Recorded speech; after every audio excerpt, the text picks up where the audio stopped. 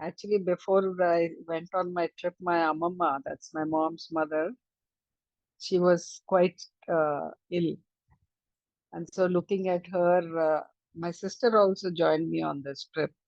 And she was also a part of the group. So looking at her, we thought, okay, let's cancel the trip. Maybe this is not the time to go when she will like that. And but she knew that that has been always my dream to go to Kailash. So in her illness also, she's like, no, I'll be fine. Just go and come. Don't think of not going. So since she also said that, we just decided and went ahead. And actually, the day we were supposed to start the parikrama, I told you because of bad weather, we were asked to just stay back in the hotel. So we just happened to call home and just tell them, like, casually, okay, they're just waiting for the weather to clear and all that. And then they said that Amama she got really ill, so she's in the hospital and all that. So, and then we started getting a little, sad. Obviously, you don't want to hear these things. So the phone calls up and down and all that. We're just praying she should be okay and things like that. And then they said, yeah, she's improving. And, they were giving us all that. Next day, when I went for the parikrama, there is uh, at Yamadwar,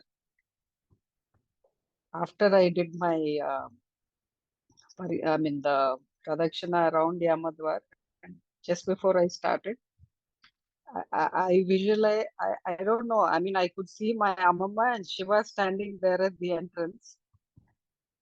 However, I visualize Shiva, so that person and my Amama standing there, and she's like welcoming me, come in.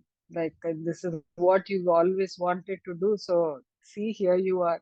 So and then I'm telling myself, why am I imagining her here? She's still there in the hospital. And and then I just went, and after the parikrama was over, and we came back to the hotel, came back to Kathmandu. We got to know she had passed away that day, the day we started the parikrama, and when I had seen her at the entrance with Shiva. Actually, by then itself, she was no more, but they didn't want to tell us because it would mentally disturb us while we were doing the parikrama.